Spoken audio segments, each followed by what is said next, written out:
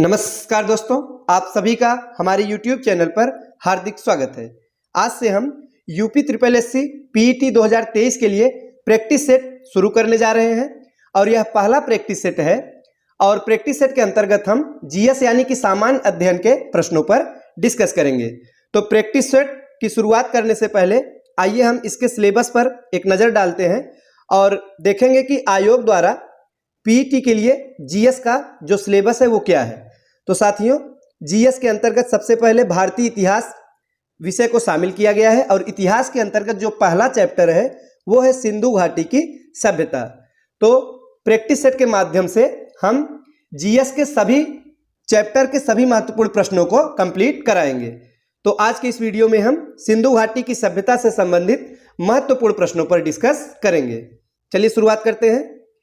आज का हमारा पहला प्रश्न है कि सिंधु सभ्यता संबंधित है, तो बताइए कि जो सिंधु घाटी की सभ्यता है यह किस युग से संबंधित है। प्रागैतिहासिक युग से संबंधित है कि आद्य ऐतिहासिक युग से कि ऐतिहासिक या उत्तर ऐतिहासिक। सही जवाब है ऑप्शन नंबर बी, यानी कि आद्य ऐतिहासिक युग से।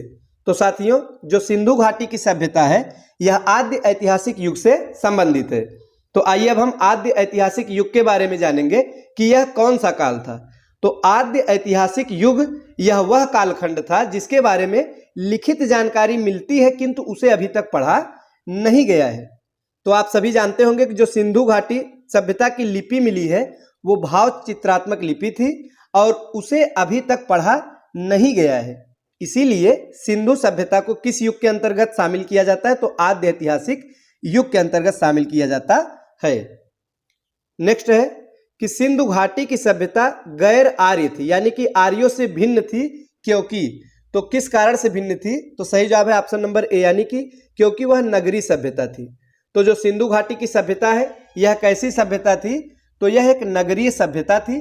वहीं अगर आर्यों की सभ्यता की बात की जाए तो आर्य की जो सभ्यता थी वो नगरीय नहीं थी बल्कि ग्रामीण सभ्यता थी।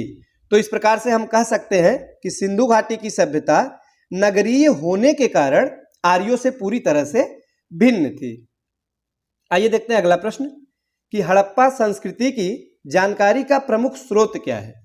तो बताइए कि जो हड़प्पा संस्कृति की जानकारी हमें मिलती है उसका प्रमुख स्रोत क्या है।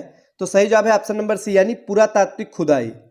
तो जो हड़प्पा संस्कृति के बारे में जितनी भी जानकारी मिली है वो पुरातात्विक खुदाई से प्राप्त अवशेषों के माध्यम से ही जानकारी मिल सका है। ऑप्शन नंबर ए में शिलालेख है, तो शिलालेख से कोई जानकारी नहीं मिलती क्योंकि जो लेख यानी कि लिपि है उसे अभी तक पढ़ा नहीं गया है। बी में भी है पक्की मिट्टी की मुहरों पर अंकित लेख, तो यहाँ भी लेख है यानी कि लिखित सामग्री, तो यहाँ से तो कोई जानकारी नहीं मिलती। तो कहाँ से मिलती है, पुरातात्विक खुदाई से मिलती है। आगे है कि हड़प्पा में मिट्टी के बर्तनों पर सामान्यतः किस रंग का उपयोग हुआ था। तो बताइए कि जो हड़प्पा कालीन मिट्टी की बर्तनें मिली है उस पर सामान्यतः किस रंग का प्रयोग किया गया है। तो इस प्रश्न का सही जवाब होगा ऑप्शन नंबर ए, यानी कि लाल रंग। ज्यादातर जो रंग हमें प्राप्त हुआ है वो लाल रंग मिला है। तो यह कहा जा सकता है कि हड़प्पा कालीन मिट्टी के बर्तनों पर सामान्यतः लाल रंग का प्रयोग किया गया था। अगला प्रश्न है कि निम्नलिखित पशुओं में से किस एक का हड़प्पा संस्कृति में पाई मुहरों और टेराकोटा कलाकृतियों में निरूपण नहीं हुआ था। तो किस एक पशु के बारे में हमें जानकारी नहीं मिलती है, यानी कि इसका निरूपण नहीं हुआ था। तो प्रश्न का सही जवाब होगा ऑप्शन नंबर ए, यानी गाय का निरूपण नहीं हुआ था। जो हड़प्पा संस्कृति की मोहरें मिली है उनमें गाय का चित्रण नहीं मिलता, जबकि हाथी, गैंडा, बाघ का चित्रण हमें मिलता है। तो यह कहा जा सकता है कि गाय के बारे में उनको विशेष जानकारी नहीं थी। गाय का विस्तृत वर्णन या विशेष रूप से जो महत्व है वो वैदिक काल में प्राप्त होता है। और वैदिक काल में एक प्रश्न पूछा जाता है कि गाय के लिए कौन सा शब्द प्रयोग हुआ है, तो अघन्या, यानी कि जिसे मारा नहीं जाना चाहिए। अगला प्रश्न है कि एक जुते हुए खेत की खोज की गई थी। महत्वपूर्ण प्रश्न है, बार बार पूछा जाता है। जुते हुए खेत की खोज कहाँ पे किया गया था, यानी कि इसका साक्ष्य कहाँ से मिला था, तो कालीबंगा से। याद रखिएगा, जुता हुआ खेत, यह जो प्रमाण मिला है वो कालीबंगा से मिला है। सही जवाब होगा ऑप्शन नंबर बी। अगला प्रश्न है कि सूची 1 को सूची 2 से सुमेलित कीजिए। तो 2 सूची दी गई है। तो पहली सूची में स्थल का नाम है और दूसरी सूची में क्या है, कि वहां से जो प्राप्त वस्तुएं हैं उनका नाम है, तो हमें सुमेल करना है। सबसे पहले है हड़प्पा, तो बताइए कि हड़प्पा से क्या प्राप्त हुआ है, तो समाधान यानी R37, तो पहला का जो सही सुमेल होगा 1 से होगा। दूसरा है लोथल, तो दोस्तों लोथल से क्या मिला है, गोदी मिला है, यानी कि यह भी बिल्कुल सही सुमेलित है। सी है कालीबंगा, तो कालीबंगा से क्या मिला है, जुता हुआ खेत, तो सी का जो सही सुमेल होगा वो 4 से होगा। डी में है मोहनजोदड़ो, तो यहां से एक कांसे की नर्तकी की मूर्ति मिली है, तो डी का किससे सुमेल हो जाएगा, 3 से सुमेल होगा। अगला प्रश्न है कि हड़प्पा किस नदी के किनारे अवस्थित है, तो बताइए कि जो सिंधु घाटी सभ्यता का प्रमुख स्थल हड़प्पा है वो किस नदी के किनारे अवस्थित है। सही जवाब होगा ऑप्शन नंबर सी, रावी नदी। जो हड़प्पा स्थल है वो रावी नदी के तट पर स्थित है। इसको आप एक ट्रिक से याद कर सकते हैं, हरा, जो हरा रंग होता है उसके माध्यम से आप इसे आसानी से याद रख सकते हैं। ह से हो जाएगा हड़प्पा, रा से रावी नदी। अगला प्रश्न है कि सैंधव सभ्यता का महान स्नानागार कहां से प्राप्त हुआ है, तो बताइए कि जो महान स्नानागार है या कहीं कहीं विशाल स्नानागार दिया रहता है, तो यह किस स्थल से मिला है, तो मोहनजोदड़ो से। सही जवाब होगा ऑप्शन नंबर ए। तो सैंधव सभ्यता के जो महान या विशाल स्नानागार के साक्ष्य मिले हैं वे हमें मोहनजोदड़ो से प्राप्त हुए हैं। और इसकी अगर लंबाई की बात की जाए तो उत्तर से दक्षिण की ओर 55 मीटर लगभग है और चौड़ाई पूर्व से पश्चिम दिशा की ओर 33 मीटर के लगभग में है। नेक्स्ट है कि सिंधु घाटी सभ्यता जानी जाती है, तो बताइए कि किस लिए जानी जाती है। तो आइए देखते हैं। पहला दिया गया कि अपने नगर नियोजन के लिए, बिल्कुल सही है। सिंधु घाटी सभ्यता एक नगरीय सभ्यता थी और एक सुव्यवस्थित ढंग से बसाई गई सभ्यता थी, तो यह अपने नगर नियोजन के लिए जानी जाती है। पहला वाला बिल्कुल सही होगा। दूसरा है कि मोहनजोदड़ो और हड़प्पा के लिए, यह भी सही है। ये दो सिंधु घाटी सभ्यता के प्रमुख स्थल माने जाते हैं।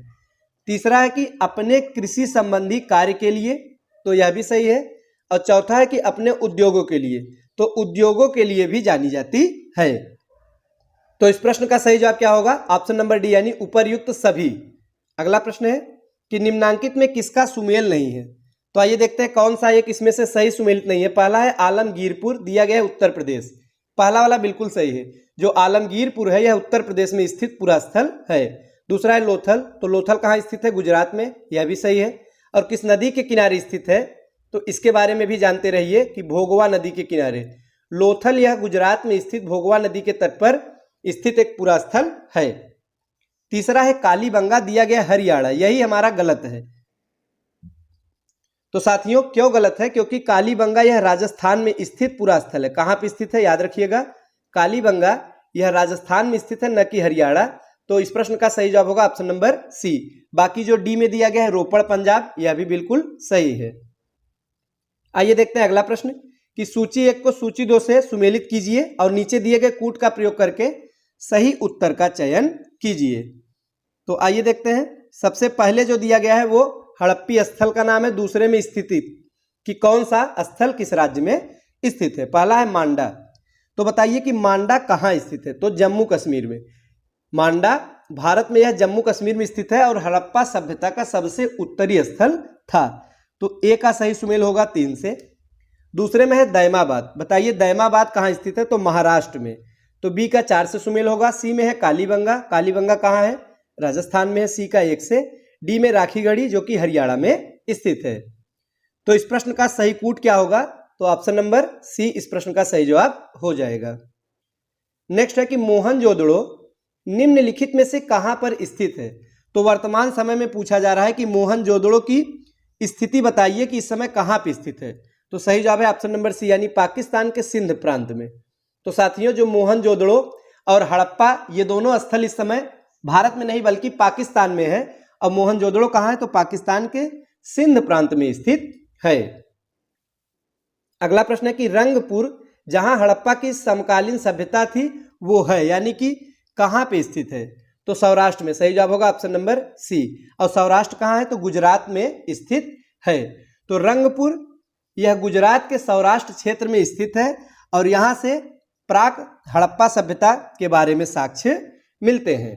अगला प्रश्न है कि सिंधु सभ्यता का कौन सा स्थान भारत में स्थित है, तो दिए गए विकल्पों में हमें बताना है कौन सा स्थल है जो कि भारत में है। पहला हड़प्पा, ये नहीं है। हड़प्पा कहाँ है? पाकिस्तान में। बी में है मोहनजोदड़ो, ये भी पाकिस्तान में है। तो सी बचता है यानी कि लोथल। लोथल कहाँ पे स्थित है? यह भारत में गुजरात में स्थित एक सिंधु सभ्यता का स्थल है। और इसके साथ ही साथ लोथल से एक प्रश्न पूछा जाता है कि सिंधु सभ्यता का बंदरगाह कौन सा था? तो उसका जवाब होगा साथियों लोथल। लोथल सिंधु सभ्यता का बंदरगाह था। किस नदी के किनारे? भोगवा नदी के किनारे। आइए देखते हैं अगला प्रश्न कि सिंधु घाटी सभ्यता का पत्तन नगर था। तो बताइए कि पत्तन नगर कौन सा था? तो सबसे पहले जो पत्तन नगर है ये क्या होता है? तो बंदरगाह को ही पत्तन नगर भी कहा जाता है। तो याद रखिएगा, शब्द को बदल करके प्रश्न पूछा गया है। तो पत्तन नगर यानी कि बंदरगाह, और बंदरगाह कौन सा था? तो लोथल। अभी हमने पिछले प्रश्न के व्याख्या में देखा कि लोथल ही सिंधु घाटी सभ्यता का प्रमुख बंदरगाह था। सही जवाब होगा ऑप्शन नंबर सी। अगला प्रश्न है कि निम्न में से किस हड़प्पा कालीन स्थल से हल्का टेराकोटा प्राप्त हुआ? महत्वपूर्ण प्रश्न है।